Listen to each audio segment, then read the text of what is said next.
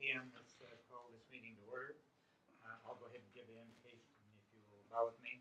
Heavenly Father, we thank you for the rain you've given us. Thank you, Lord, for just the many blessings of life that you continue to pour out over us. We ask, Lord, that you would just be with us tonight, Lord. Teach us how to be more like you and teach us how to be unified in our decision making, Lord. I pray that you would just watch over us. Help us to make the best decisions for our community, for our doctors, for our staff members, and for our patients especially. Lord, we thank you for that and for all you do, and we pray this in Christ's name. Amen. Amen. Okay, we are doing the public hearing on proposed operating and capital budget. We have one speaker that wishes to speak to us for that, and that's Steve Gaylor.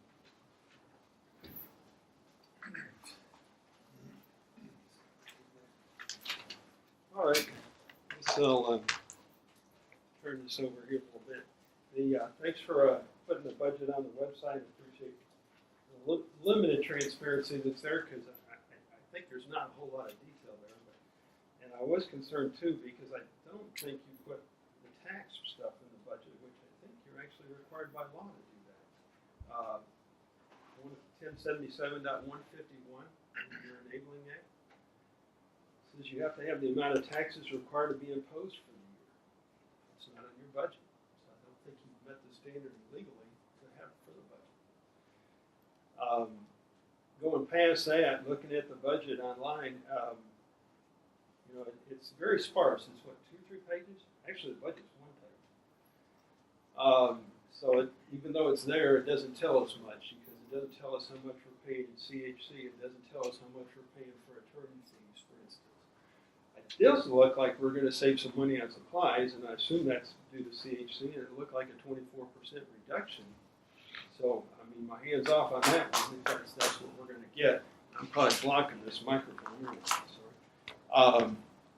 But in looking at the budget, I'm a little concerned because on surgeries we're only going up 2%, and I thought the reason we were spending $700,000 plus to hire 2 surgeons was to increase our surgeries.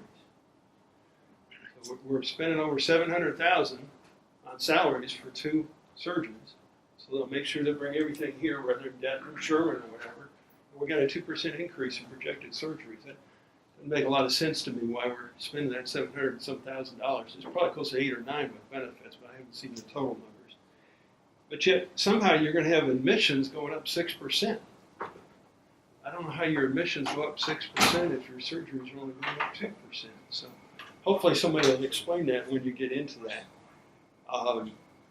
It looks like overall you got about a 5% increase on average of what you're looking at there as far as all the different things you're doing. In the numbers itself, it appears you've got a fairly big assumption that you're going to reduce your bad debts by about $1.4 million. I don't know how you're going to do that. I would have thought we'd have been doing pretty good on that already, but somehow we're going to reduce bad debt by $1.4 million. That's half the improvement you're showing, but yet you're going to increase salaries over $2 million. I hope you're not going to increase salaries $2 million before you get that, realize that bad debt, and you're going to be in trouble. And this board many times has projected budgeted with rose-colored glasses, and then the revenues and the net revenues have come in quite a bit lower. So I hope you're going to look at that and not spend money on that until you know you got it, because your salaries are going up just short of $2 million. That seems quite a bit of money.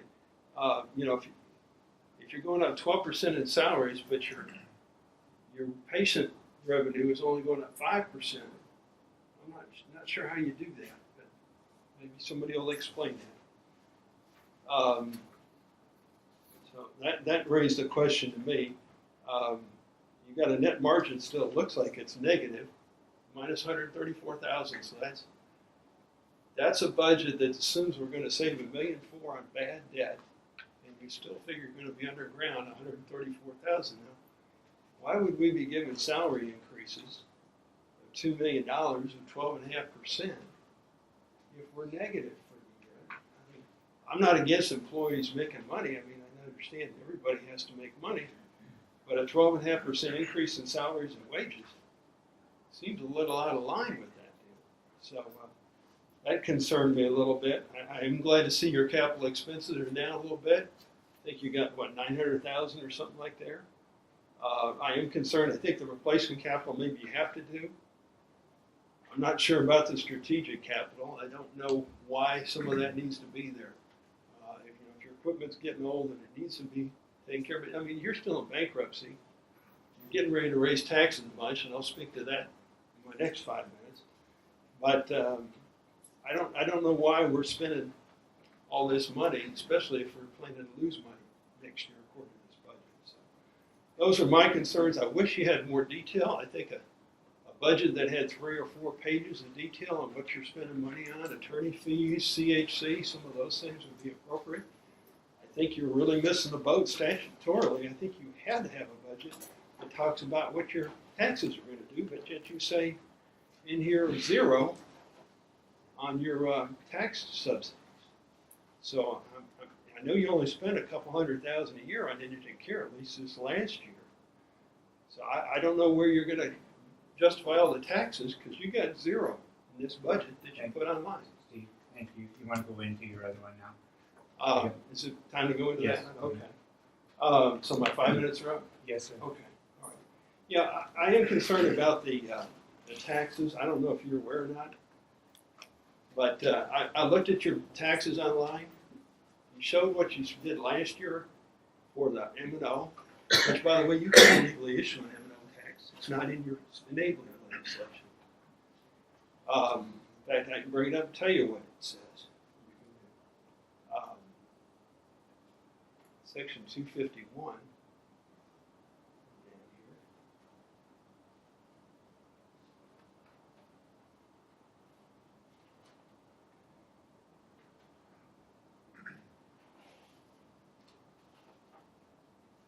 You can pay the interest on, create a sinking fund for bonds, issued or assumed, and you can levy a tax for care for indigents.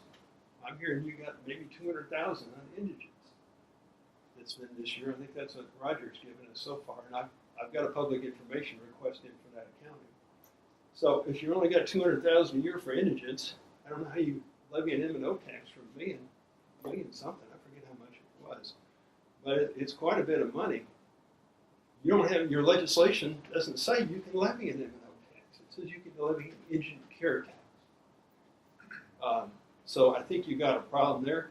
I think if you're going to raise taxes 93%, you ought to be open and honest to everybody. Show a 93% tax increase in your proposed tax rate. You don't even bother to say what the rate was last year for interest and sinking. You just put a new number out there and didn't say it's going up 93%. Anybody who votes for that ought to expect, I'll be spending a lot of time and money making sure you don't get elected to any other office in this county ever. Okay? Thank you. Thanks, Steve. Stephen Harlow.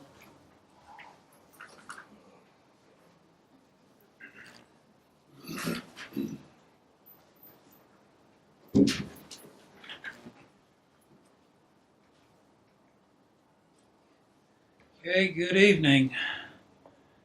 If I'm not close enough to say so. This leasing the hospital out.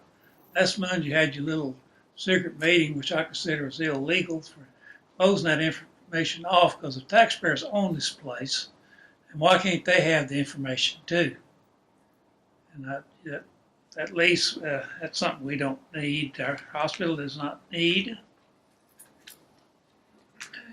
As you know, I've been watching these hospital meetings for the past couple of years.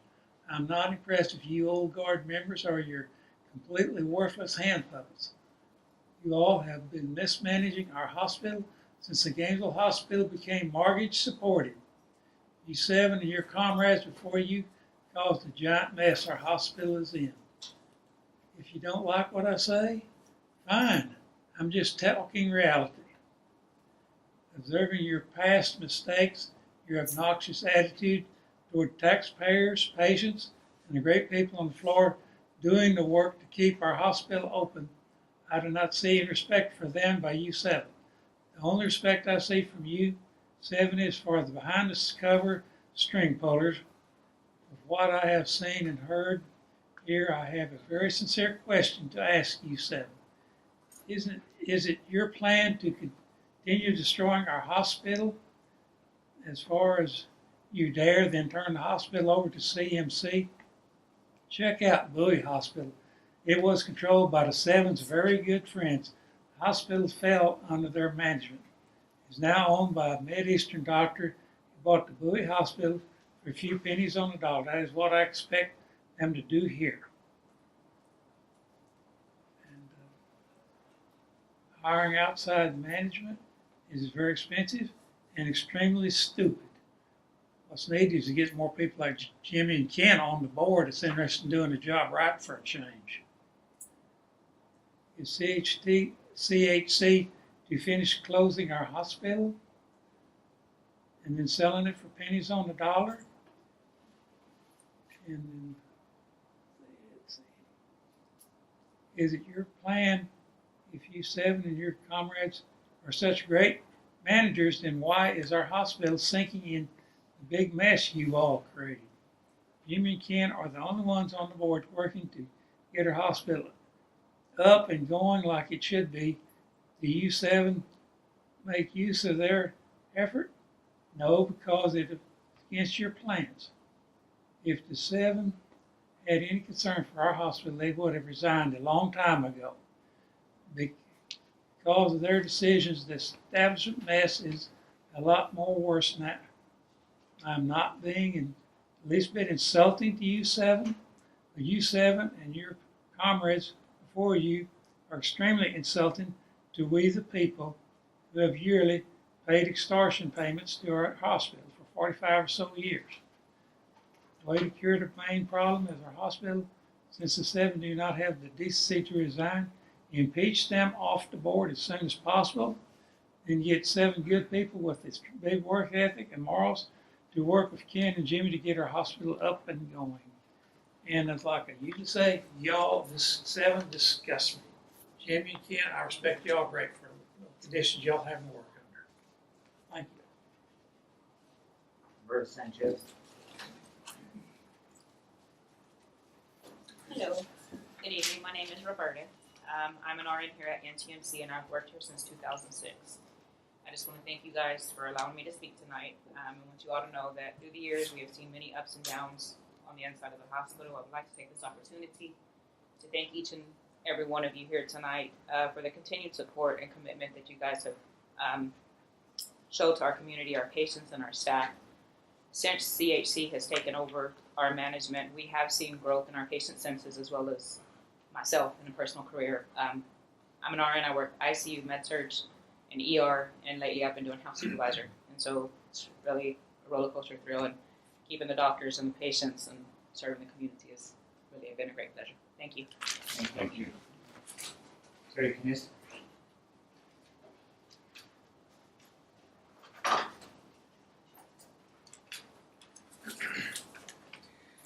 Look at your faces tonight. Some of you I don't know, a lot of you I do know. I'm not sure whether that's good or bad. We moved into this building 14 years ago, under you, isn't it? Isn't that about right? About 14 years ago, and when we first came into this building, it was vibrant, and both halls were full, and it was just a great feeling to be part of that team. I left here in 2012 under a previous board that was not board, administration that was having some issues. And I went to work in Sherman. They asked me to come back a year ago, and I did. And I've since taken over the RT manager position full-time. Whether I've lost my mind or not is, still to be questioned about that. But I can tell you that since I've been back here under CHC, the difference in the atmosphere in this building is it's amazing. They're transparent with us, at least as far as the employees and the staff goes. Everything that's shared in our meetings in the morning, they're asking us to share with our staff, because communication has been a huge issue with the staff members in this facility, and we're the ones who, like it or not, we're the ones who run this building, and your employees and your nurses out on the floor are the ones who make you or break you. And we're just thrilled to death to have CHC in here. I've actually felt for the first time that it's possible for us to get back to where we were 14 years ago when we came in this building. I can see both halls being opened. It's just a good feeling, and I want to be part of it. That's part of the reason I came back. I want to be part of where we were 14 years ago. And I think you have vetted well in looking at CHC, and I hope you will move forward with this. Thank you. Thank you. Okay, next is consent items, approval of minutes of regular meeting on August 27th on tab 5. I motion we approve meeting minutes from regular meeting on August 27th, 2018. I'll second. Any further discussion on those minutes? All in favor of the minute, approving the minutes, say aye. Aye. And same sign for not. Okay. Chief Executive Report, number 6.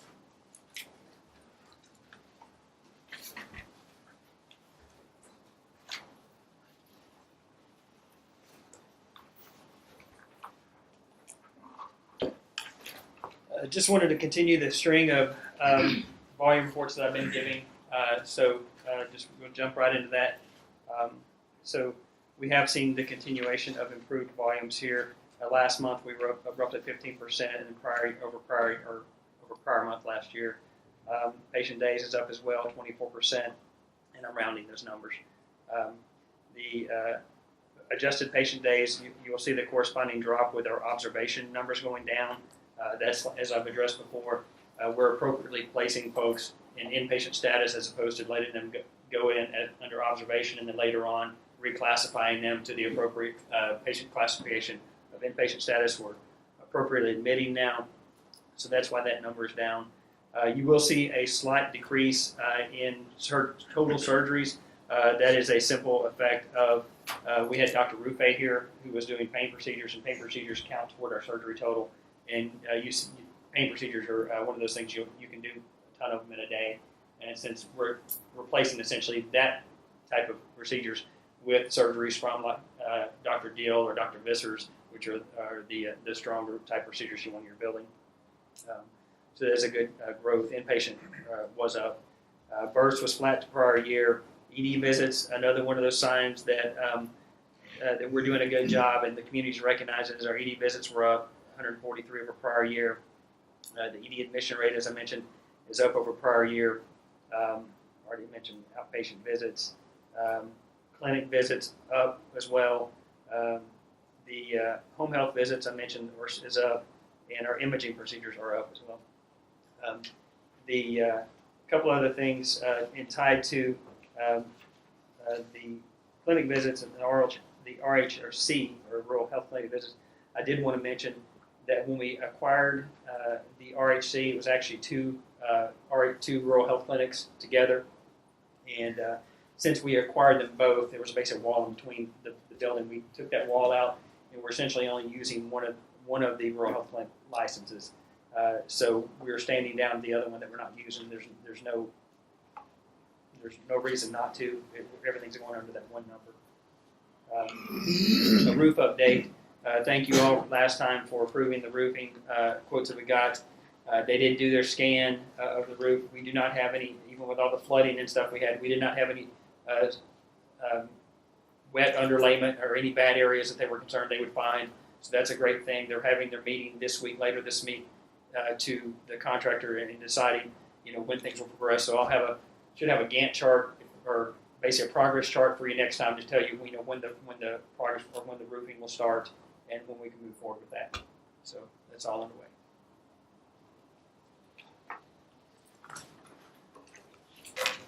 Thank you. In the Southern Community Hospital Corporation Revenue Integrity Report by Beth. I think that's it. Dial in. Was it the Dial in, we're about 10 minutes too early. Oh, we are? Okay, so let's take, Chief Staff on here. So let's go down to 9. We'll come back to those. 9, consider and approve operating and capital budget for fiscal year 2018-2019.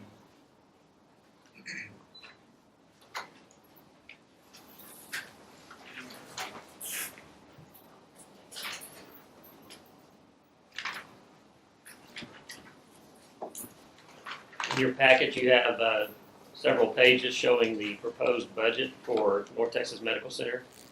This is a consolidated hospital and clinic budget, and we feel like that this is working off of existing improvements that have been made, and then nominal growth that you can see on the annual patient volumes and utilization stats page. There is a 6.2% increase in admissions. Let's see. There you go. 6.2% increase in admissions.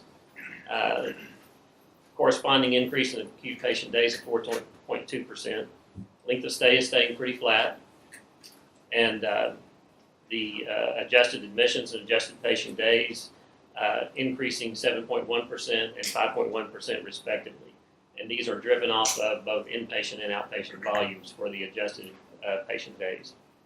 Case mix index, a little bit of an improvement, 2.6% overall, 2% in Medicare. And that's an indication of improved surgical volume for more complicated cases, as well as improved coding and documentation. Surgeries, 2% overall improvement. And then births, staying relatively flat, a little bit of an increase of 18 year to date over the current year. Emergency room visits, 5% increase. And we are starting to see some of that already now, some improvements in the emergency room visits currently. Our ED conversion rate is around 8%. This is good for a hospital of this type. It's been running 7.5%, 7%, and this is the number of admissions that you are receiving to the hospital from your ED visits. Observation days staying flat, and that's good.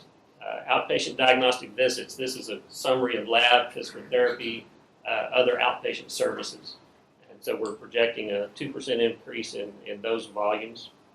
And then you have the clinic and the rural health clinic, 5% increase in visits from improved throughput as well as services there. Sleep studies, an additional 5 over this current fiscal year projection. And then MRI, CT, and imaging procedures, your radiology services, just a nominal improvement. We think that this is a pretty conservative basis for next year's budget. Is that the right direction? All right. The income statement, you have a projected column for current year, fiscal year, September through September 2018, and then the proposed budget for September 2019. You can see that overall, 4.2% increase in gross revenues. We're not planning on doing any price increases. This is just current rates, so we're not planning on adjusting anything there, so this is just off of volume. Through your net revenue, down to this line right here, 7.9% improvement in net revenue year over year. Operating expenses, we're showing a little bit of an increase of 4.2%, and then to a net operating margin of a loss of $134,000. If you go on down to the earnings before interest, depreciation, and amortization, you can see we'll have a projected improvement year over year of basically $1 million improvement over this current fiscal year. The next page we have in here for you as well is the capital budget. This is a continuation of a number of things that were in here for this last fiscal year, and then added a few different things, a few additional items as well. The total is $914,000. $463 of that is replacement items, things that are considered replacement, and then strategic capital, which are things that will help grow volume or net revenue, is $450,000.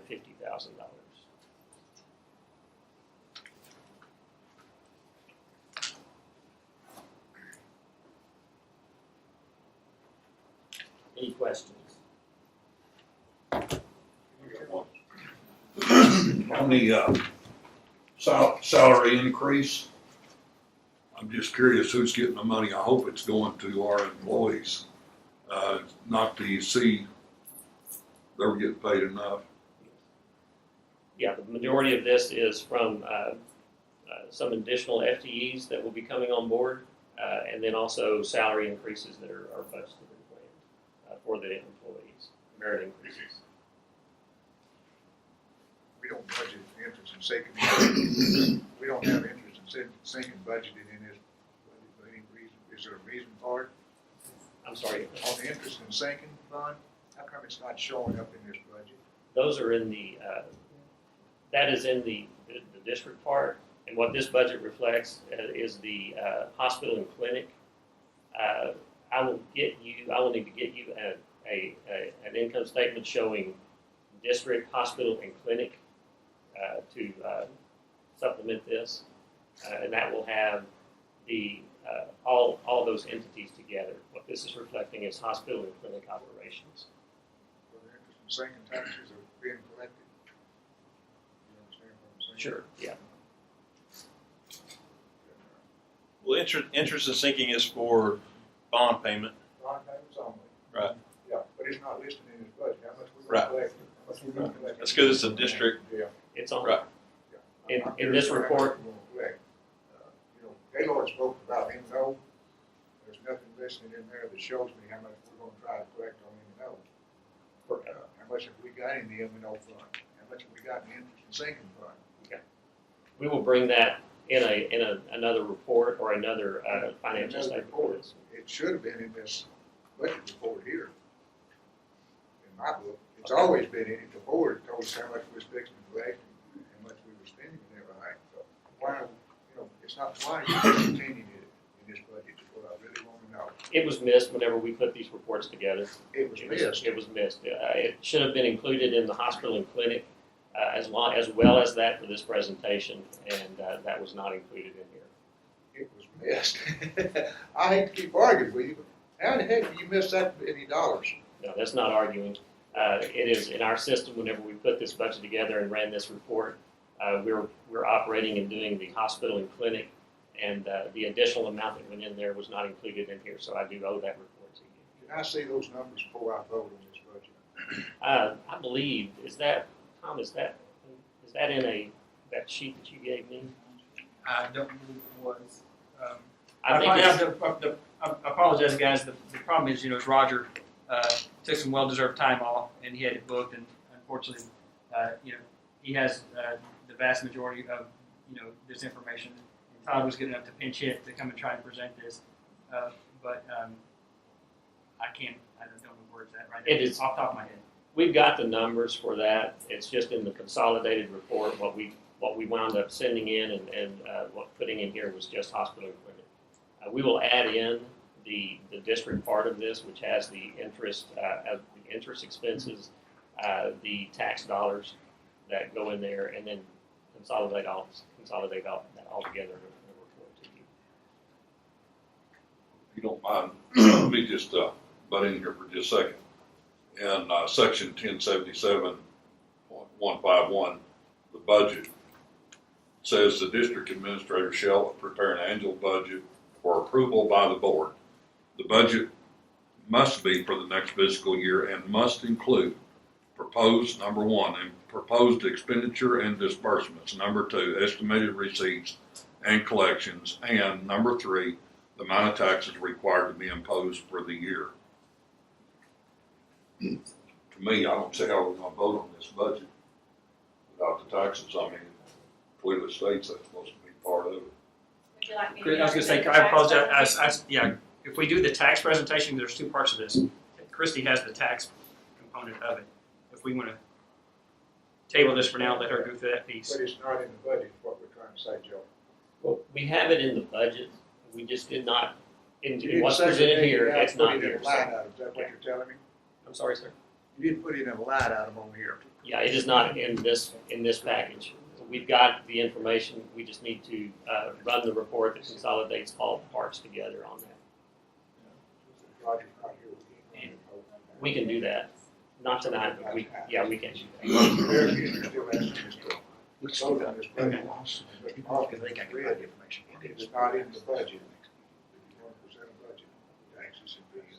Okay, let's, we'll finish with this. So Todd, I have just a couple of questions. So Sure. first of all, I agree that I think we do need to see the district park. So as far as when you're kind of going through this on your increases for next year, how did y'all base that? Did y'all take like the last 3 months or quarter and try to annualize it, or see kind of how we've been trending, or how was this the increases, the variances increases? We have the run rate and also what the trends were up till the time we came on board, and then the improvements that have been made and the bottom lines that are better since we have started collecting the data.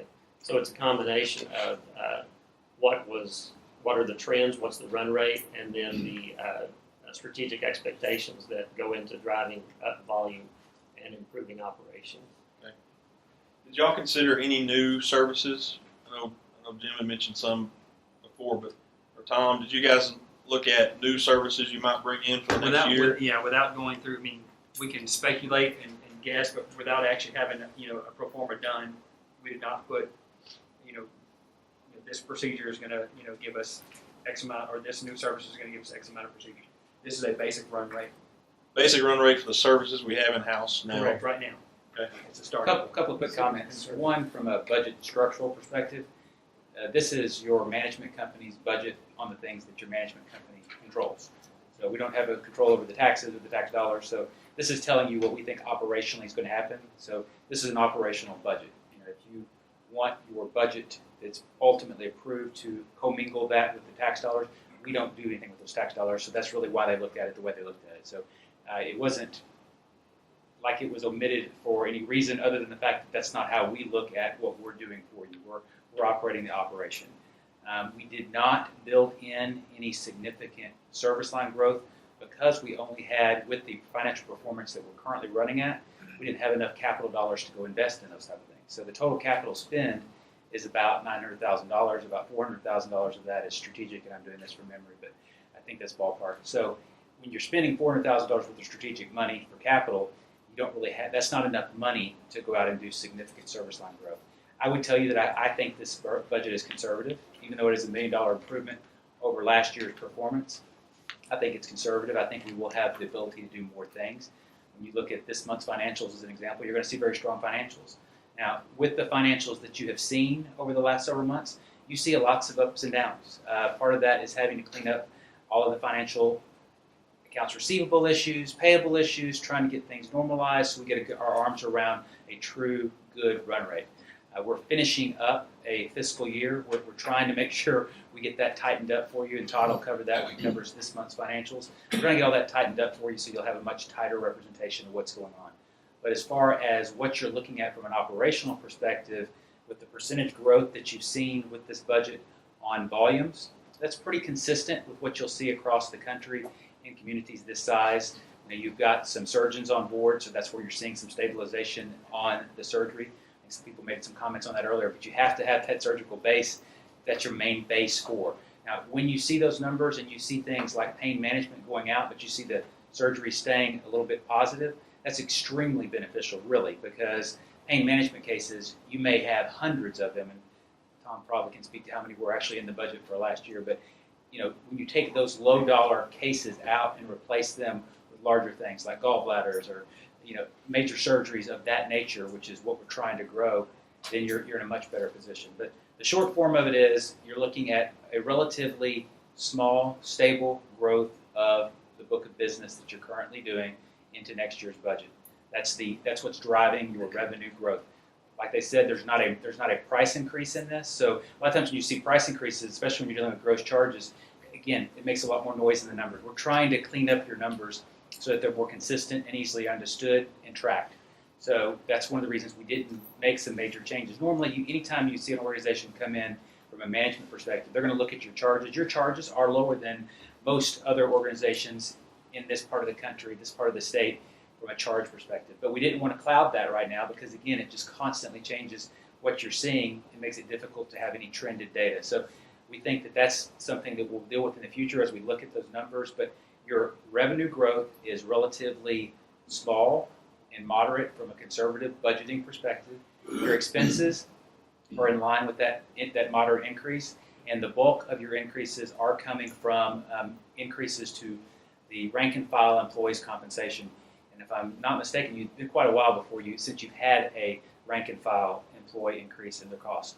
Now, I get the point someone made earlier about the fact that you give raises when you're not making money, but in all reality, you are making money. Okay. Now, when you look at the number that I think was talked about earlier, which was a negative $147,000, that is not really your cash flow. EBITDA is more of a reflection of your cash flow. That number with 140,000 has a depreciation number in it. I'll let someone else have more details speak to that. But you are cash flowing. You are cash flowing better this year than you did last year. You're cash flowing better this year than you did last year from this budget by over $1 million improvement. And we are trying to stabilize your workforce by paying them a fair range of pay. That's one of the reasons you're seeing the rate increases. But that rate increase gives you stability. Okay, when you have that stable workforce, you have that stable staff, you're not paying as many agency staff to come in and work for you because you don't have a good solid base of employees. You start building morale where people want to work here, and when people want to work here, then you get patients that want to come here. So the reason I chose to stand up is because I thought we were starting to take this into a negative spin when there is absolutely nothing about what was presented to you that should be taken as negative. If there's something else you want to see in it, we'll be happy to make sure you get it. But the short version is you're growing your volume, you're improving your bottom line, you're improving what you're compensating your employees, and you're having a good, solid, realistic increase in your budget. Okay, so there's my quick comments. I'll be happy to answer any questions. Yes. What you just explained to me then, I don't see any need for M&O taxes or indigent care taxes. We have to pay your bonds. Indigent That's not care my doesn't issue. pay the bonds. Yeah. M&O doesn't pay the bonds. Yeah. Interest and sinking pays the bonds. Yes. I didn't say interest and sinking. Yes. So are you not gonna be asking for M&O and interest and, The amount of money that is paid for indigent care in this community is been fairly consistent in the methodology. Okay, so the methodology, if we move forward with management, it'll stay exactly like it has. If we move forward with a lease, what we've communicated is that all we're asking for is the same methodology that you historically have used. I asked Robert for what it cost the last first 9 months for indigent care, it was like $162,000. Your cost of indigent care is not a direct correlation to what that actual care You have to required. absorb much of that. Yes. There is. If you pay $160,000 in a year for this hospital for indigent care, I assure you that there's a significant portion of the expense of indigent care that was not compensated. Well, I'm going to make a motion that we come up with about $300,000, and then the hospital had to eat the rest after that, because taxpayers in this county have been soaking up, and I don't want to see them soaked anymore. Okay. Well, what you're speaking to is how much of the dollars are used to pay for indigent care, and from a budget perspective, from a management company, that's y'all's decision. And what y'all want to pay from a community perspective on your indigent funds has no bearing on how we're going to operate your facility. We're going to take care of that patient either way, whether or not it's an undercompensated issue no matter what. So if you raise it to 300, you're just fixing the delta a little bit. You're still not getting the delta to what it costs. The cost of caring for that patient is much higher. What I'm saying, we're going to budget, we will vote on something tonight for indigent care, and it's not going to be extravagant. It's going to be in the 300,000 range, whether these guys prove it or not. Whatever that is an issue for you guys that I can't really speak to it. So I'd be happy to speak to anything from a managerial perspective that the company's doing. I'd be happy to try to address it. But I hear what you're saying. Questions for me? Yeah, I'll give it back to Todd. And so we do owe you another consolidated income statement with those numbers in there.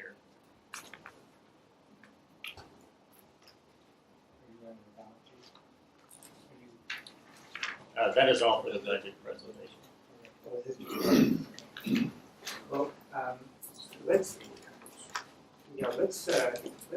table that, and at least until after we get done with the next number 10, the tax rate per fiscal year, and see if that sheds any light on it or not. Okay. Which is this? Okay. The community hospital work.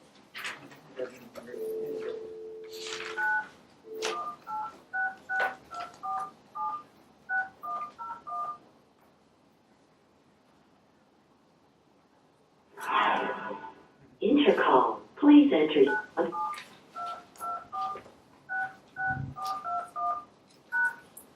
Thank you. You will now be placed into conference. Kim, are you with us? I am. Okay, we are ready for your presentation, dear. Okay, perfect. Introduce myself. My name is Beth Kim. I am the Vice President of Revenue Integrity at CHC. And the areas that I work with at CHC are charge master, charge capture, pricing, and then coding. And so that's what I kind of want to talk about today: the coding audits and what they are, the importance of them. So if you have the slides in front of you, on the second slide, just wanted to go over what coding audits are. There are some acronyms here, and so on the very back page of the slide deck, there are some definitions of those in case you need to look at those later. But just wanted to go over kind of what coding audits are and then talk about why they're important. So coding audits can be internal or external. A lot of coding departments have internal reviews that are periodic and take place pretty frequently, and then sometimes external reviews that take place a little bit more infrequently. And essentially, they're a representative sample of charts where you're validating proper coding. So you're looking at diagnosis codes, procedure codes, and a bunch of different coding elements. On that second bullet, there are a lot of other things that audits typically look at as well, and I won't go over all of them, but as you can see, there are some things in there, not just codes, but also important indicators, modifiers, and other things that need to be present in order for the bill to go out properly. So audits, they're looking at overall coding accuracy, but as you know, coding affects reimbursement, and so a lot of the audits typically report potential impact on reimbursement. And so, they'll tell you if you have coding errors, if that claim were to be coded correctly, what impact that would have on the reimbursement, whether it be positive or negative. Audits are typically also followed up with coder education, so that allows you to really drill down deeper into opportunities for improvement by coder or by service line.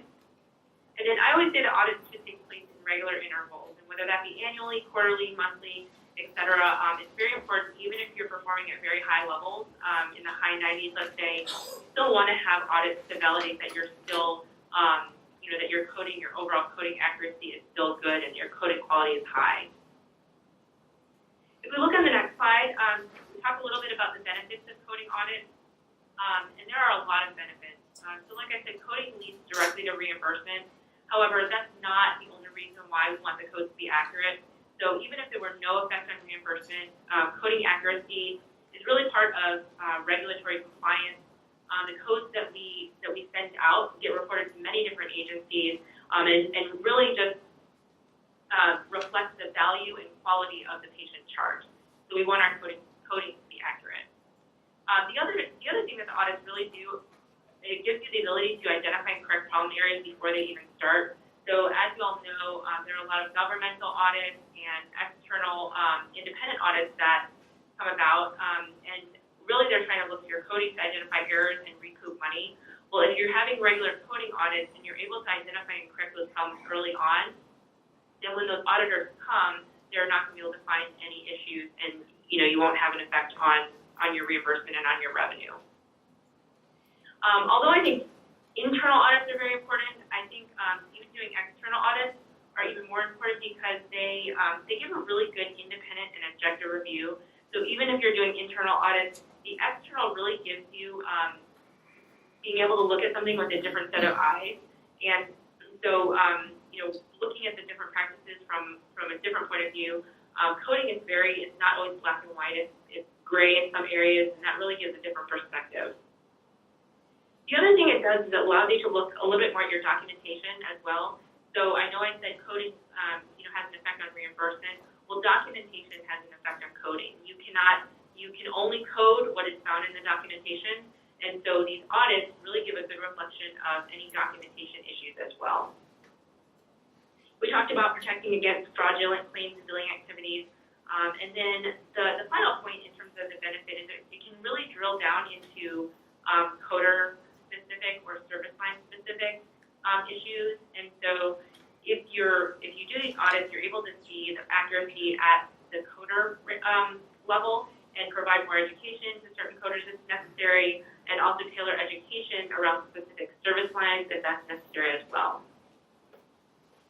On the next slide, I just kind of wanted to go over the CHC annual coding plan. We're actually just wrapping up for this year, but I wanted to talk through the different elements and kind of timeline of our typical annual coding audit. All of the CHC hospitals, owned, managed, and some of the consulting hospitals all participate in an audit.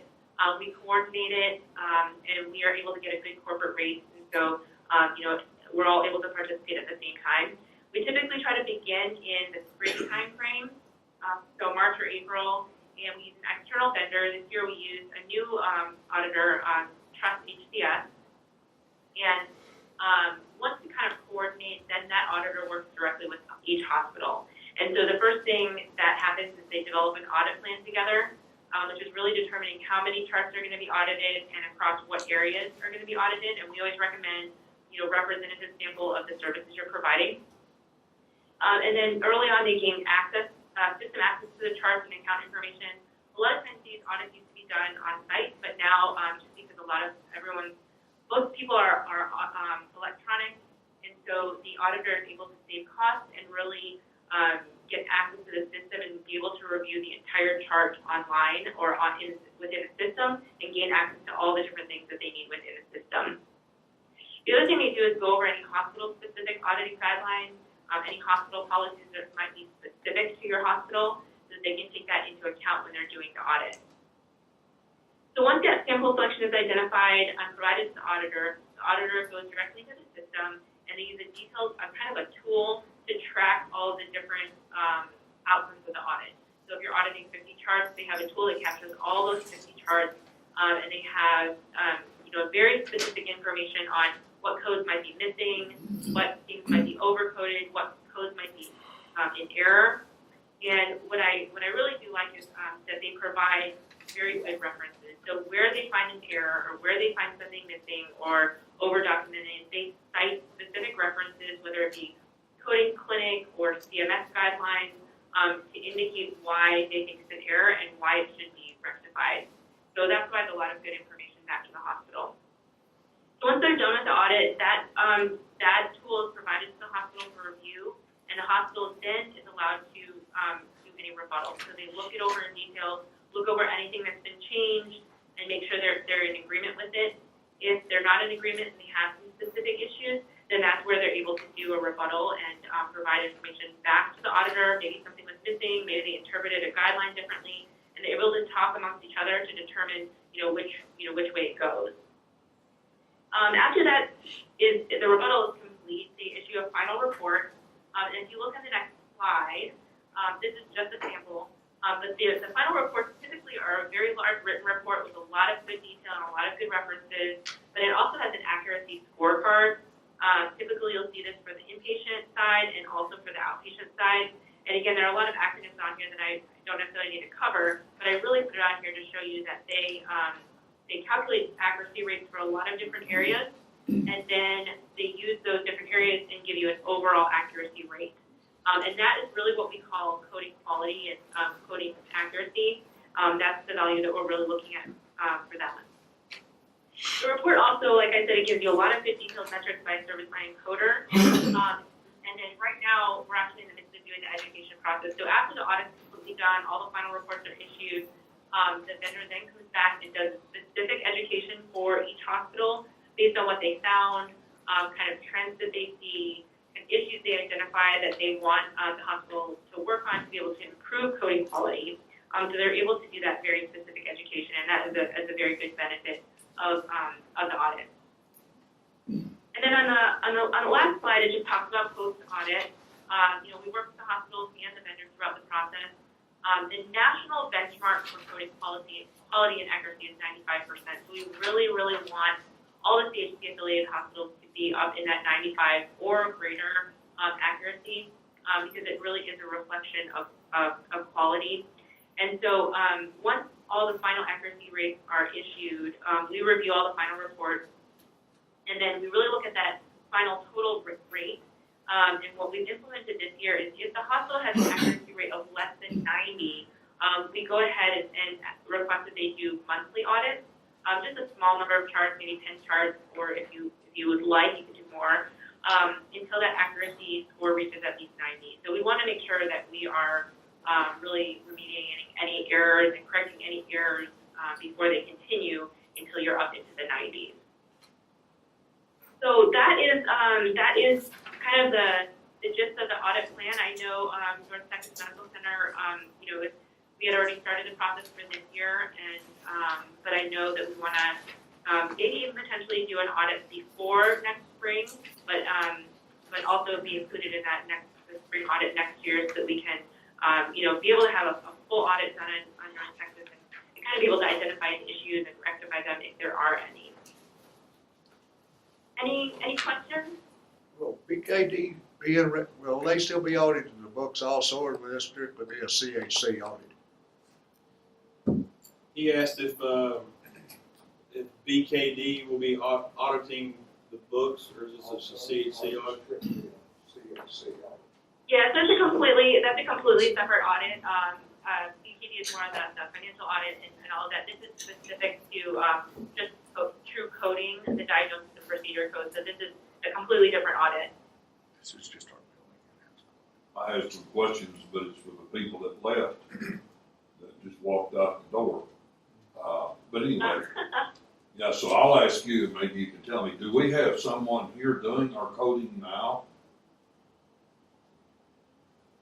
Yes, you have sorry, I think someone else can answer that a little bit better, but I know there's an HIM director there who works with the coding. I believe you have partially outsourced coding, or at some point you did. I'm not sure right now, but even if you have an outsourced vendor, you always want to audit them as well.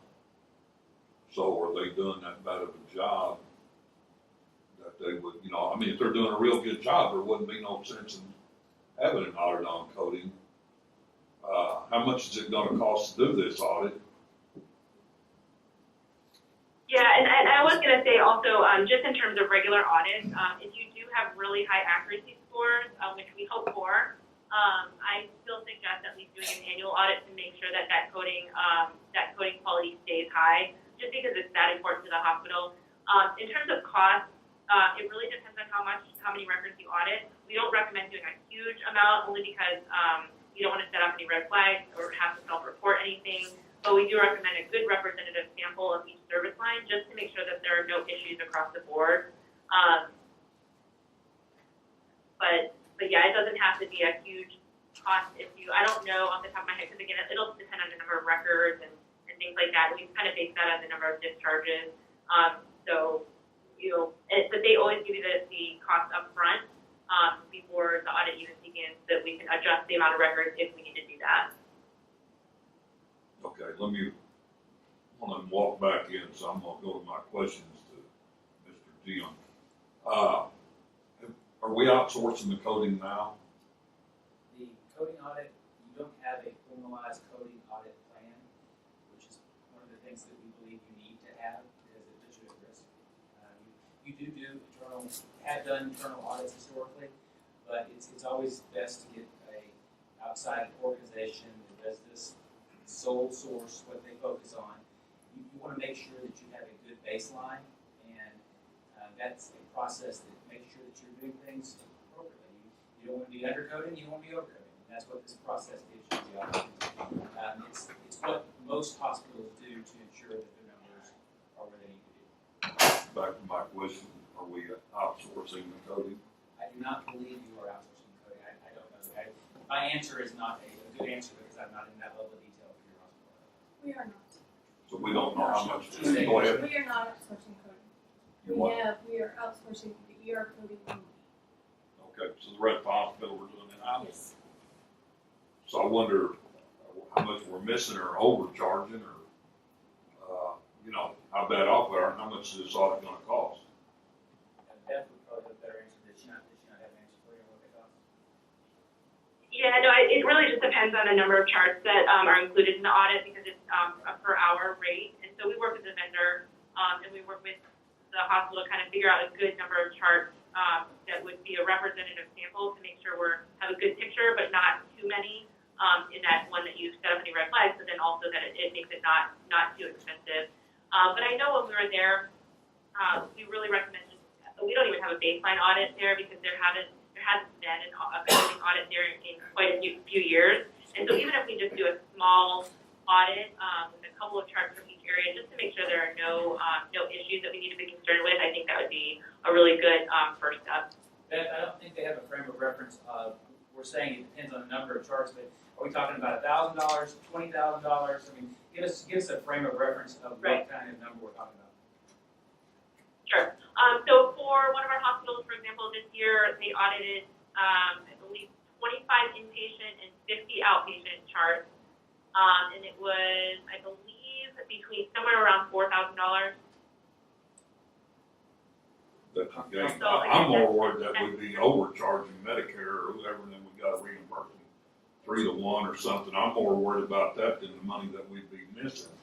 That's why you do the audit. But I also do know that every time you run a business and every time somebody wants to sell you something, you buy it, and you go bankrupt.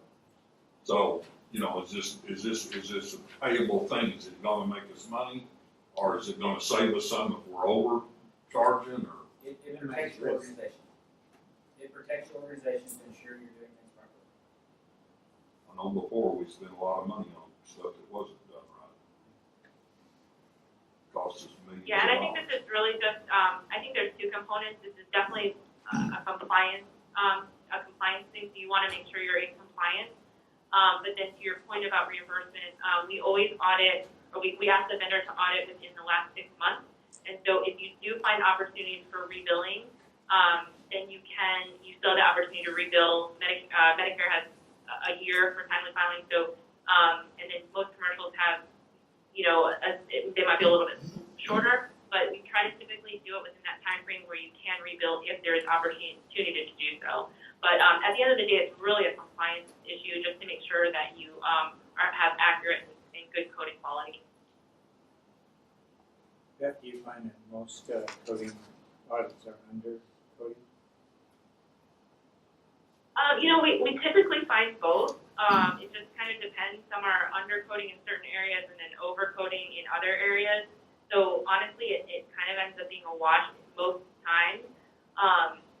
But at the end of the day, you still want to correct those. Right. I mean, honestly, even if there were no financial impact, positive or negative, you want to be able to identify any issues before you would be audited and have to potentially repay money. Are we responsible for the ER since that's outsourced? Are we responsible for their coding? Yes, so you are responsible for them because the bills are going out, under your name, and so they, we should always be holding vendors. So whoever you're outsourcing to, you should always hold them to a 95% accuracy rate. But I always say if you're doing an external audit, you always want to include the outsourced areas as well, just because you want to check on your current vendor to make sure they're doing a good job and do an independent review of them as well.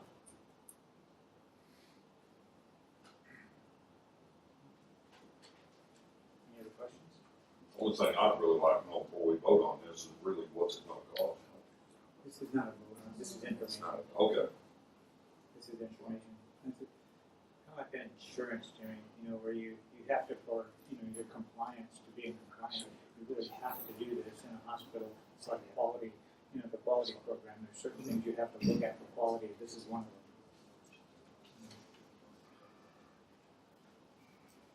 Thank you. I appreciate it very much. We do have a chief of staff here. We have a chief of staff report today. Sure. Sorry, I'm late. There was just a couple of action items. We approved a protocol for nurses to deal with indwelling Foley catheters, and then we approved the reappointments of 7 staff members and 5 initial appointments, which should be coming to this body. So we're on action item number 10. consider and approve resolution to adopt the tax rate for fiscal year, tax year 2018. Who is that?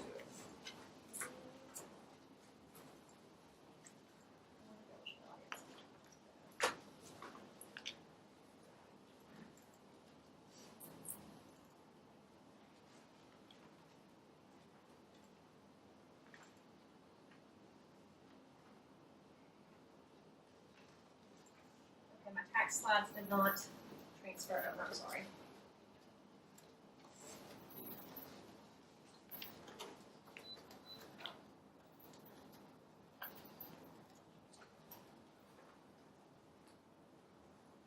Okay, in your packet under tab 10, we have two rates that we're going to discuss tonight. Just want to do an overview. Last year, your total tax rate was 0.113, and the taxes raised a little over $3.1 million. And they were used to fund your indigent health care and your bond debt. So this year, we're going to focus first on your interest and sinking rate. The district's enabling legislation states that you have to fund your principal and interest on the bonds as they become due. So this year's interest, we are looking at our cost of $3.7 million, a little over is your debt. And to cover that debt, your rate needs to be 0.1257 for your interest and sinking. On the second page, the first thing I want to point out is that your 2017 adjustable taxable value was $2.8 million. Your 2018 is 3.1. So that's about a 10% increase in property tax values from last year to this year. With that being said, that allows us to choose our effective rate as our M&O rate, so that way it keeps the amount that's being charged to the taxpayers down. So we're going from 0.0469 to 0.0434. So that's going to be a decrease from last year. And those monies, again, are used for your indigent health care. So for this year's proposed tax rate, we're looking at 0.1691, and that's going to raise an approximate $5 million, which is $1.9 million more in overall taxes than we raised last year. If y'all have any questions, I will try to answer them. Christie, what can we find out in our laws where we can justify charging an M&O tax? It's going to be under your section 1077.251. What does it state? It states that on final approval of a budget, the board shall impose a tax on all property in the district to impose tax to interest for your interest and sinking and care for indigent care. And that is where the indigent care goes into under your maintenance and operations fund.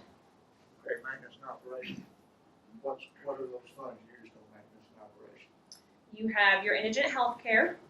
You have your election expenses that we have yearly. So under indigent health care, it's not just indigent health care that we provide for our patients in the community. You also have a software system that is used, and then your billing aspect of processing those claims. What claims? Go through it. Okay, Questions? so patient comes, let me give you an example. Patient comes into our ER. They've been approved for the indigent care program. When you come into the ER, you have a possibility of 3 bills. You have your facility bill from North Texas Medical Center.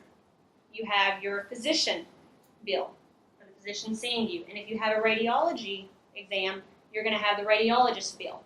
So if that patient's on indigent, they're not responsible for either of those, none of those bills.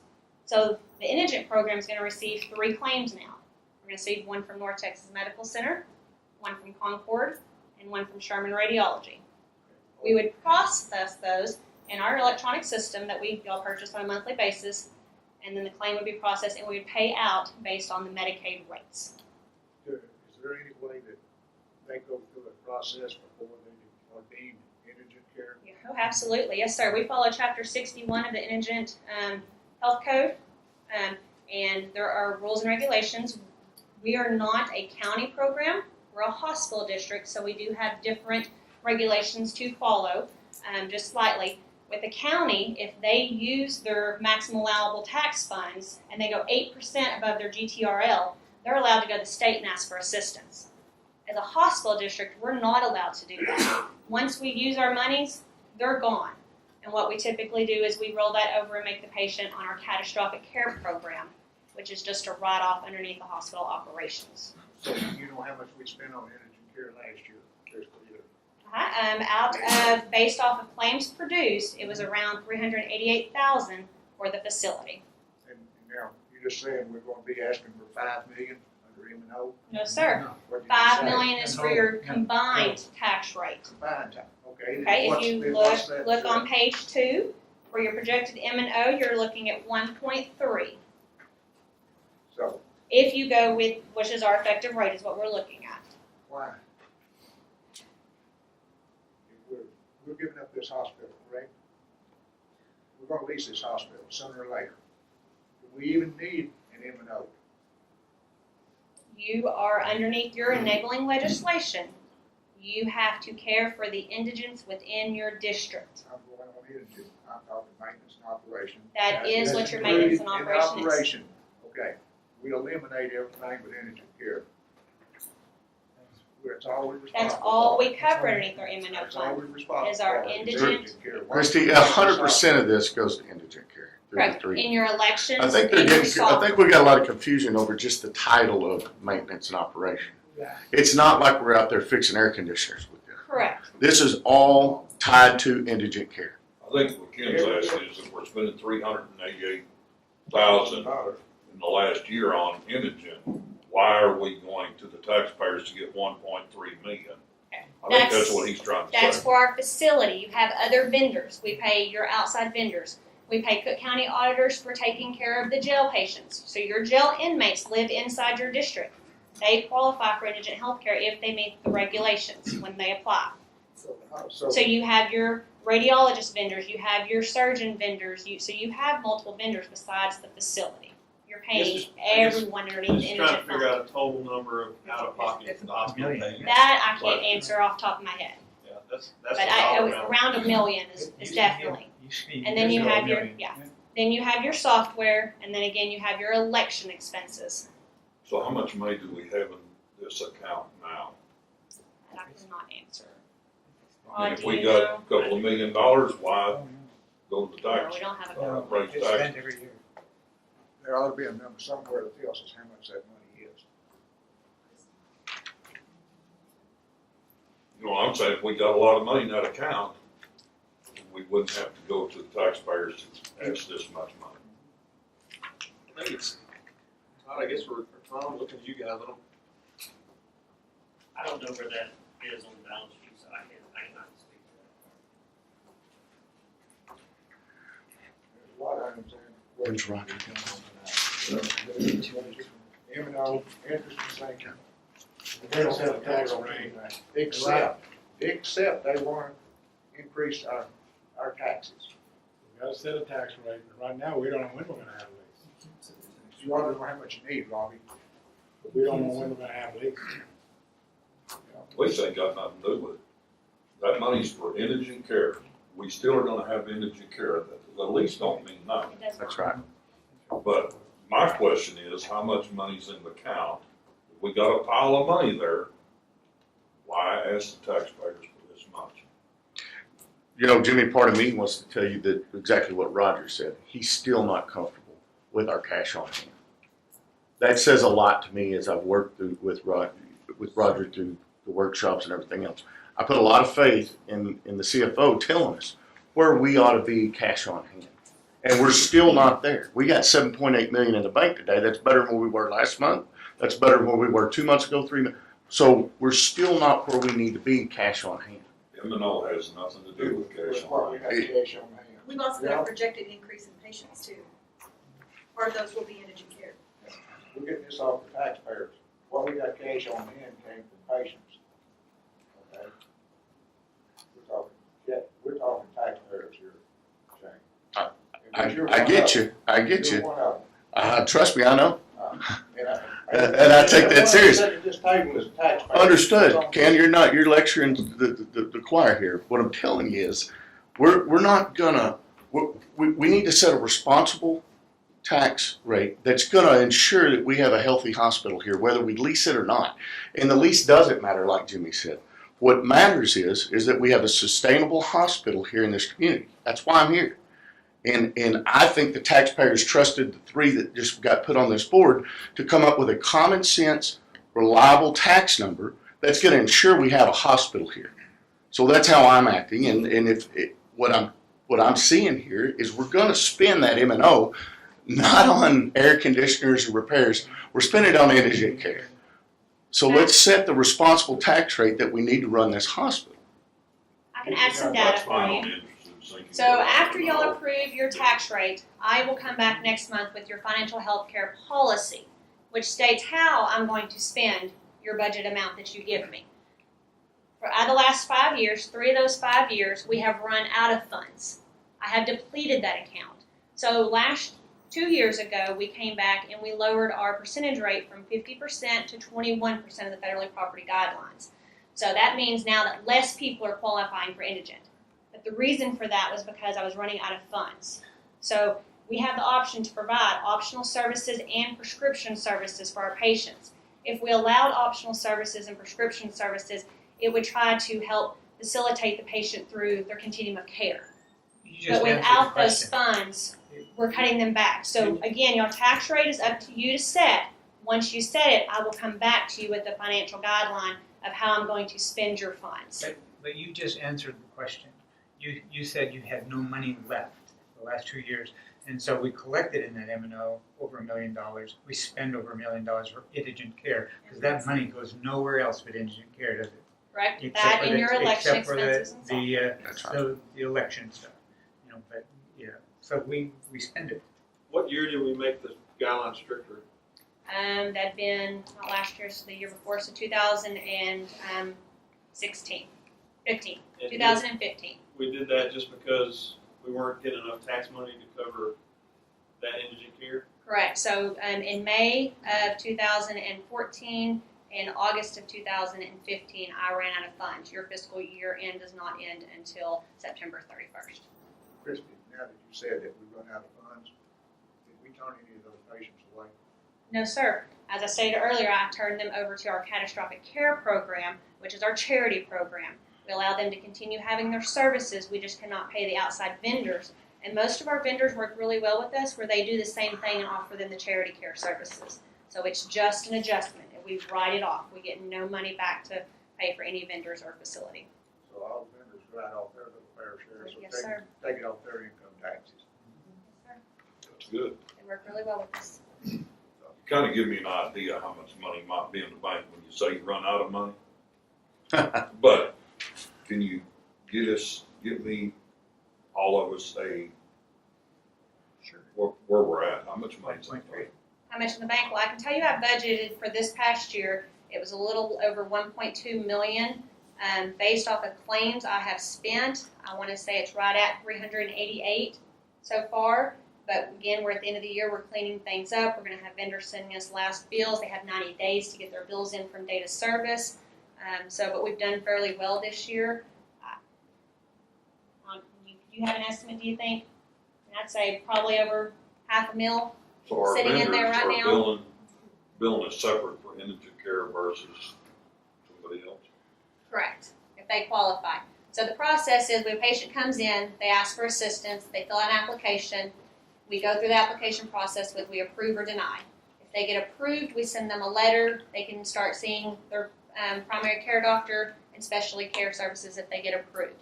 If they had bills prior to that data service, if they qualified for those months prior to, we also approve them, and then we contact the vendors and they send us in those bills. That's good of vendors to not at all do. Any other questions I can try to help with? Thank you, Chrissy. All right, so for this one, y'all are going to go back to the budget. So we certainly have the tax rate. And we consider an approved resolution to adopt the tax rate for fiscal year 2018 of what Chris just gave it to us. And give us those end numbers again, Christie, if you will, so everyone knows what that is from what to what. So your proposed 1.1. tax rate is gonna be 0.1691. 16.1. Okay. Do I hear a motion? Okay. I got a motion, is there a second? I'll second.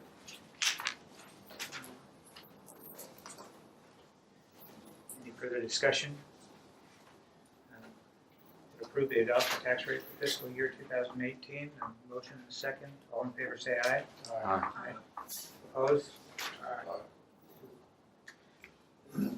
How about the capital, do we have enough to go and approve the operating and capital budget for fiscal year now that we have the tax rate? Do you feel comfortable with that? And if so, can I have a motion to do that?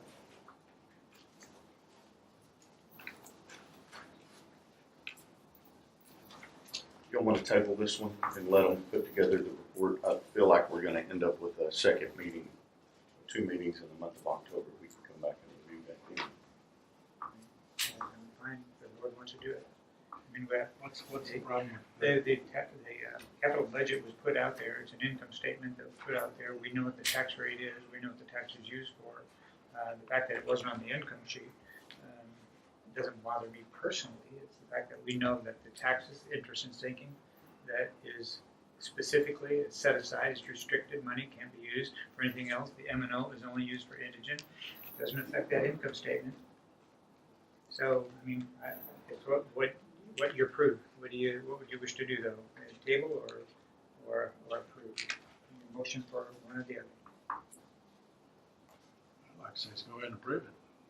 You want to make that motion, Robbie? Yeah, I'll make that motion. Okay. Do we have a second for it? I'll second it. We've got a motion and a second. Further discussion? All in favor of approving the capital budget for fiscal year 2018-2019, say aye. Aye.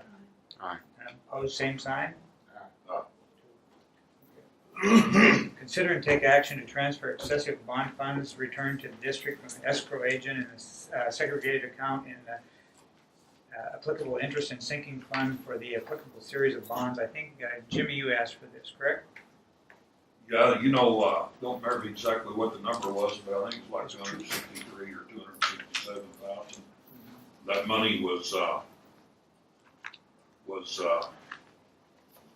wasn't used, that was bonded. So it was bonded money that was not used. And that money went to the bank account, the general funds. And I personally would like to, which I would, at the time we found that out, I would like to see when you guys are voting on more bonds, to take that money off. You don't already have got it from the taxpayers. That money either needs to go back to the taxpayers or at the very least put into interest and sinking because it's bond money. Let me share with you, Jimmy. I've got a document right here that was given to me today that shows that it was put in the interest and sinking fund. Now, do you want to? That's where it's put into. This came from the pension fund. It was the payment from the pension fund too much. It was brought back. It was put in the interest and sinking fund. It is there. I agree with you. Do you want to have a vote to make sure that gets there? Sure. Pass that down to you. I do have another question on that. Best I remember, there was 14 million bonded for the retirement fund, and only 12 million was spent. This 263. If that's the case, 12 million some odd spent, so there's almost $2 million. No, they only what it was bonded. They would It was estimated and come in. I understand. Yeah, only the amount that it came out to. This was a after the fact overage that they found and they returned to us.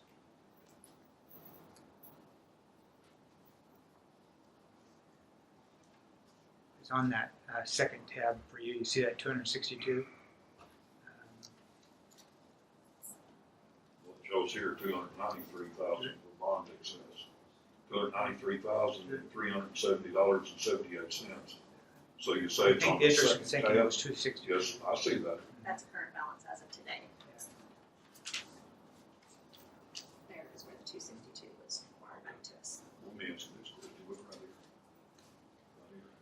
Bond excess 293. Shouldn't that be the same? That's 262 2022, you also had an extra excess of 30,000 that was also wired back to us. They went to interest and sinking as well. Yes, sir. Different month. Yes, sir. Okay. So it does, but I guess, I mean, if you're looking for board approval to make sure we It's do fine, it's something. where it's at. Yeah, is where it's at. So we have so you're good with that?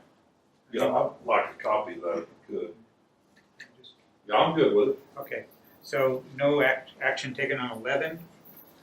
12, consider and approve if needed, changing property insurance to a guaranteed replacement. And that also came from you, Jimmy, did it not? Yes. And I have an answer for you, and I think that was really came, I don't know if we wanted to, needed any discussion in here, but we were asked the question, and you may have brought it up, that do we have replacement costs? Well, I found out we do have replacement costs on our buildings, and it's in the policy.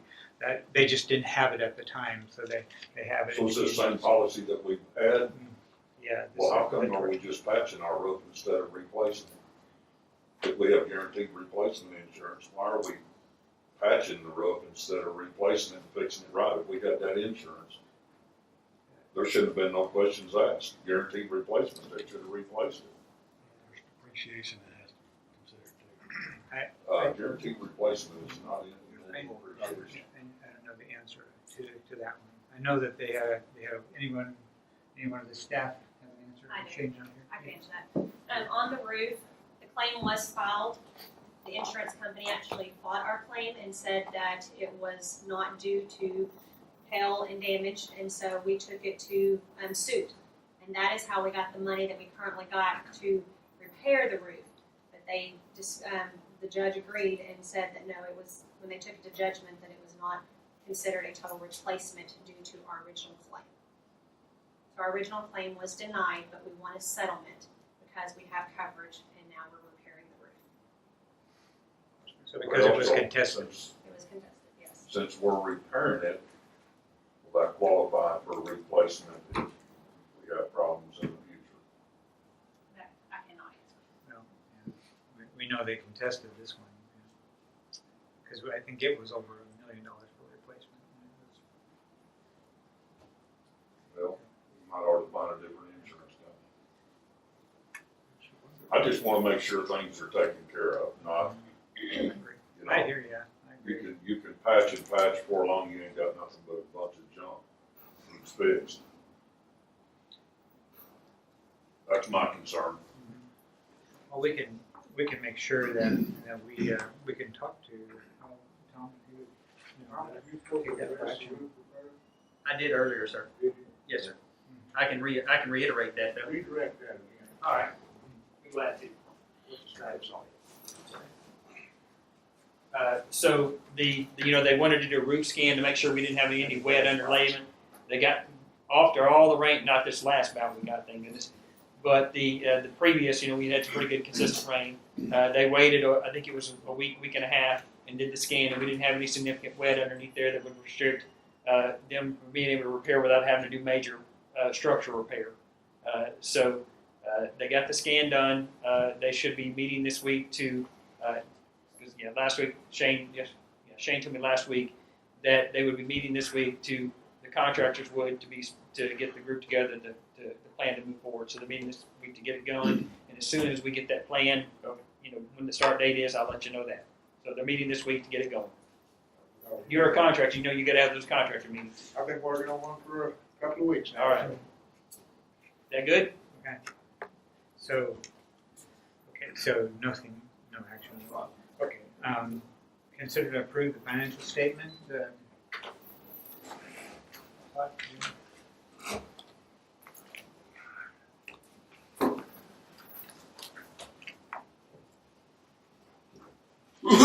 In your packet and soon up on the screen will be the financial report for the month of August. Start out with the balance sheet and walk through a few items on there. You will see that as at the end of August, cash was at $6.8 million.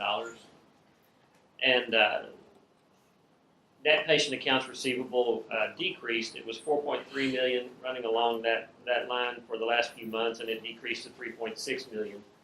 The biggest part of that decrease, there was a about a $400,000 collection made on or a payment made from one of the managed care vendors, managed Medicare payers of about $400,000 that was posted to AR, so that decreased your AR significantly. In the other accounts receivable line, which is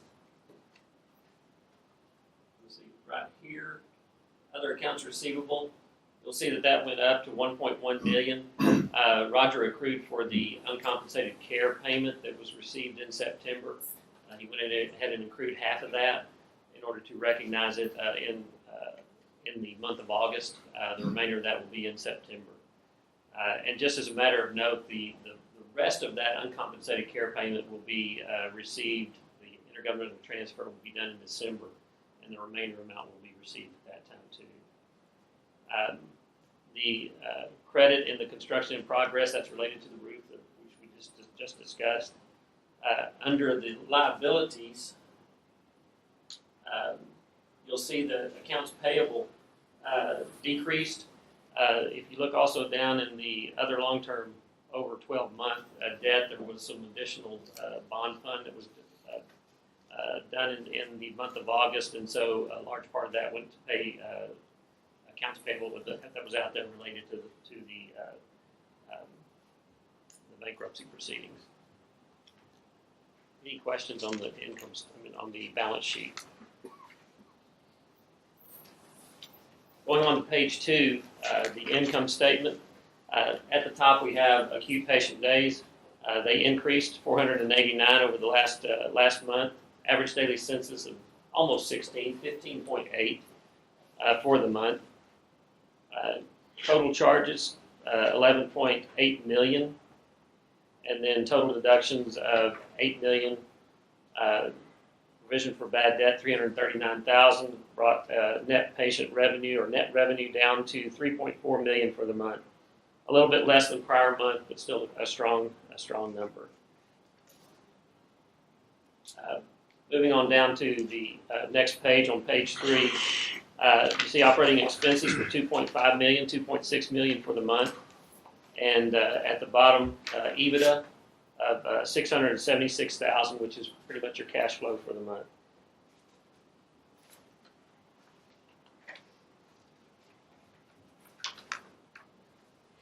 Page 4, we have statistics, some additional statistics for the month of August. Inpatient surgeries and outpatient surgeries continue to be strong. A big increase in August, as Tom had related earlier. ER visits, we mentioned the improvement in the ER patients that are coming through to your ED. Over 1,200 again this month. And then there's also a number of other items on there. Any questions on this page? Any comments?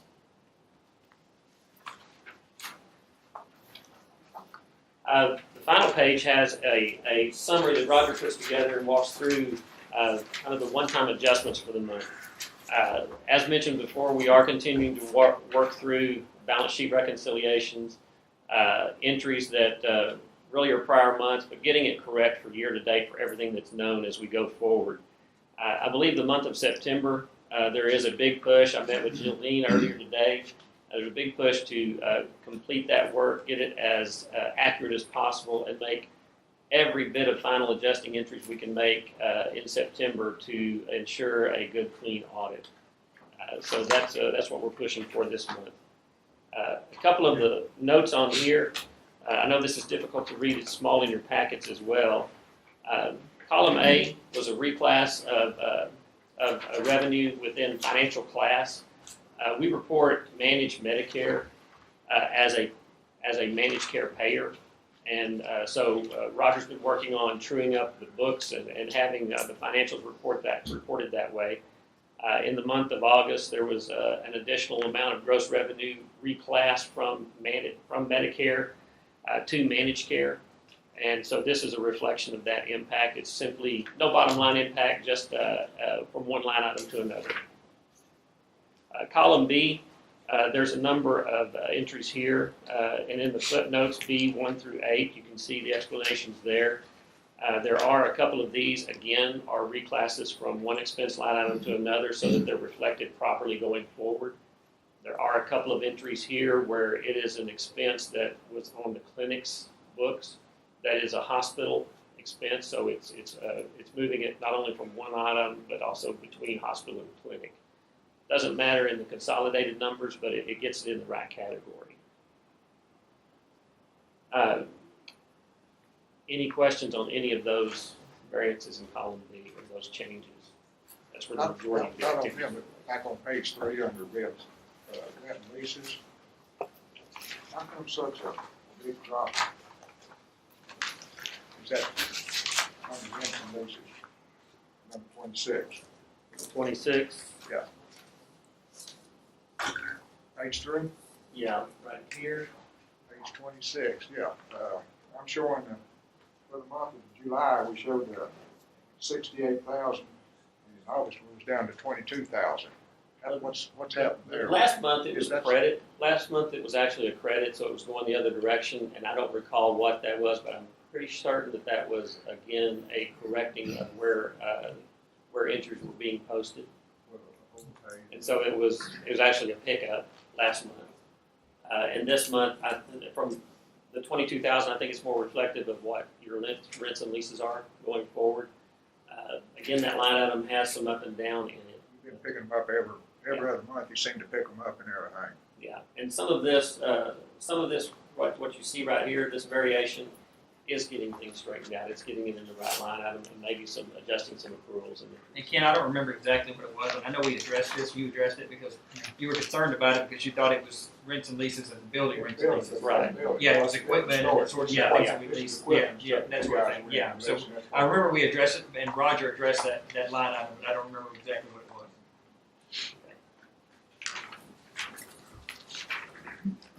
Column C on the true up or normalization page reflects a open PO accrual adjustment that's being made. We identified that there was some open POs, and POs are really the driver of what you pay in your accounts payable and match up to invoices. And over the last year, there were a number of POs that were paid without recognizing that the purchase order was out there, so they were just sitting out there. So the supply chain team and the accounting team met and worked out a process of going through and identifying the cleanup and writing off those purchase orders. This is a process of getting your detail system, your materials management, AP, and financial system matched up with your general ledger line item. So that's a cleanup that's going on there, and you can see the impact of that on this month. Column D goes back to making some adjustments. Roger, reviewing the balance sheet, recognized that there were some unaccrued expenses over the last year. I think these were actually around the first of the year, totaling of about $458,000. And then there were some professional fees, legal fees that were over accrued. Made some inquiries to Norton Rose and got a validation that they were paid up. And so he corrected and made an adjustment there of about $998,000 of legal fees that had been expensed. So the net of this is the $147,000 impact on EBITDA that's reflected in this. When you get from where you started, $676,000 EBITDA, and where we wound up at $692,000, all of this is really nothing on the bottom line. But from a financial standpoint, it's making us a lot more comfortable that we've got the right data in the right categories and with the right information.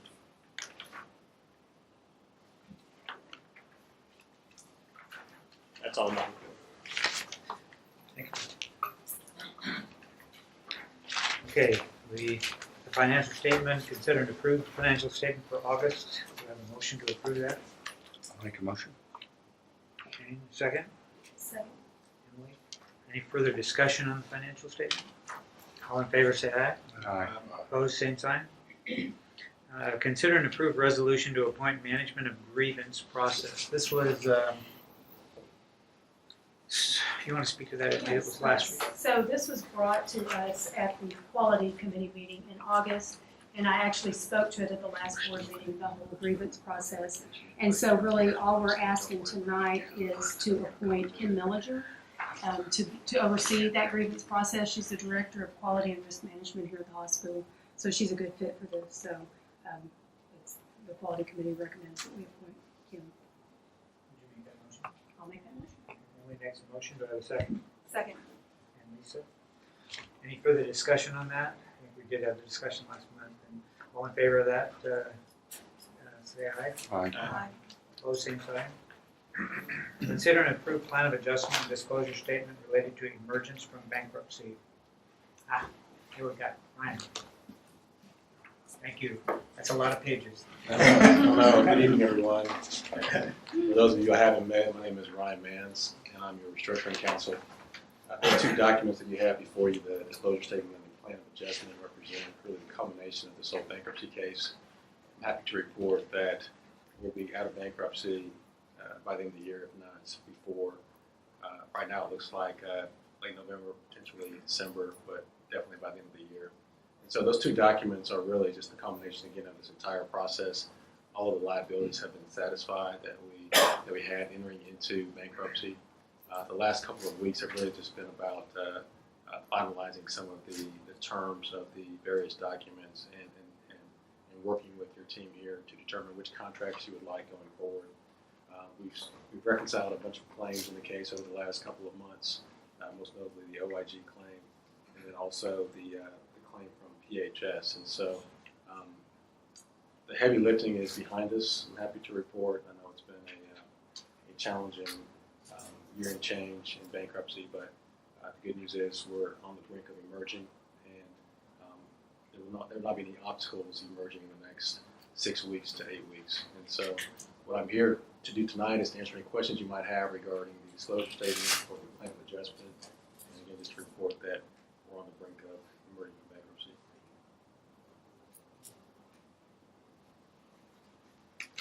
Anyone have any questions for Ryan? I asked him to come simply because this is a big document. I don't know how many of you have actually read it. I read it twice and still need Ryan here.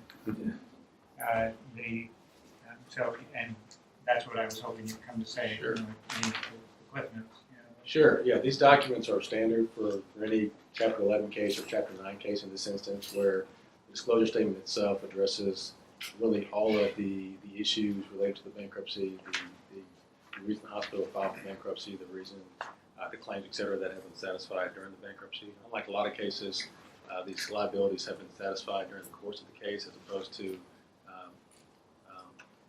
claims that will be addressed post-confirmation. And so in a lot of ways, that's what makes this case, at least confirmation, not less of a challenge because all these claims have been addressed during the course of the case through the various bond issuances. And so the disclosure statement is the equivalent of a 10-K or some kind of public document that provides the holder of any claim enough information to vote to accept or reject the plan. In this case, everybody has been paid, and so they're deemed to accept the terms of the plan. And so it's not controversial in any way from that standpoint. The plan of adjustment is, in any kind of bankruptcy context, a plan is really a binding contract of all the parties that have signed off on the plan. In connection with this plan of adjustment, one of the reasons why it's critical to get the plan confirmed is because as a condition precedent to the takeout refinancing, the JP Morgan has made this a condition precedent going forward. So, and all the rating agencies will look at the fact that the hospital has emerged from bankruptcy with really this streamlined balance sheet going forward in order to assess ratings in the future. Good news. When will you file this? We're ready to file as soon as we, get some last information regarding the contract, and so we're ready to file it as soon as, probably within the next week and a half.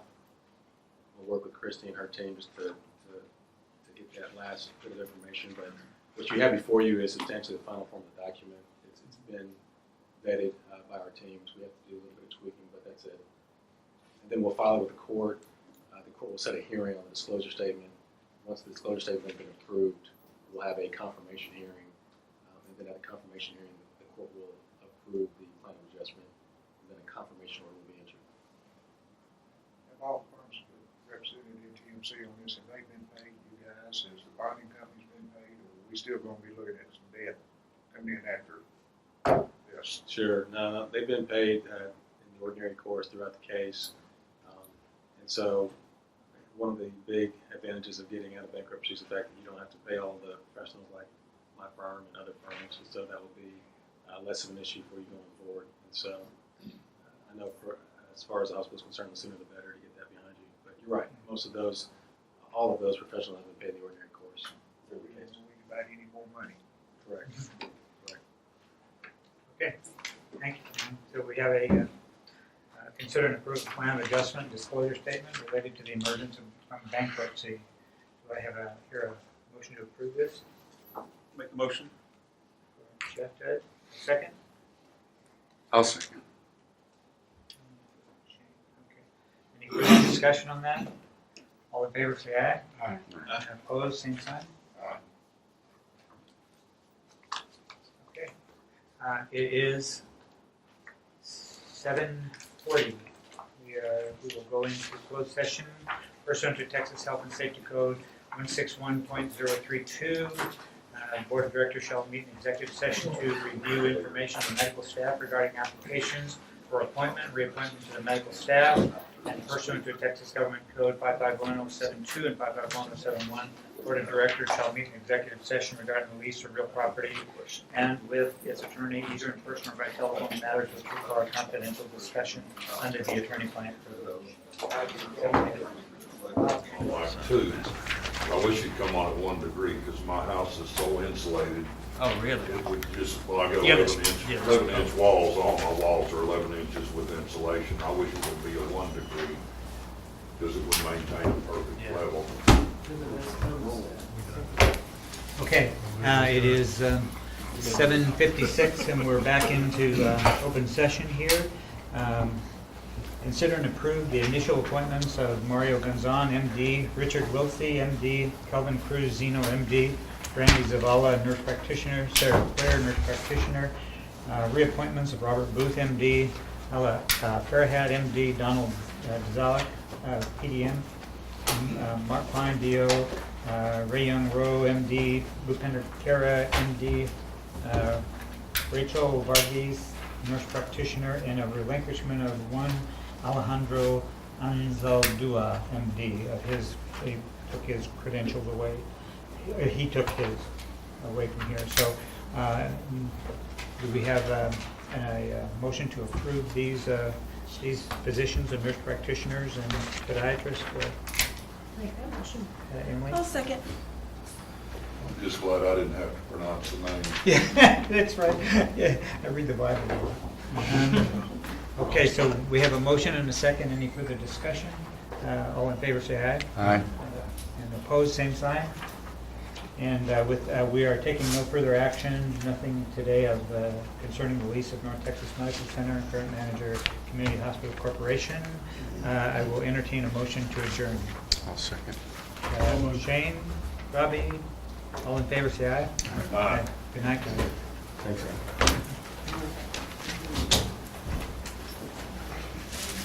Thank you.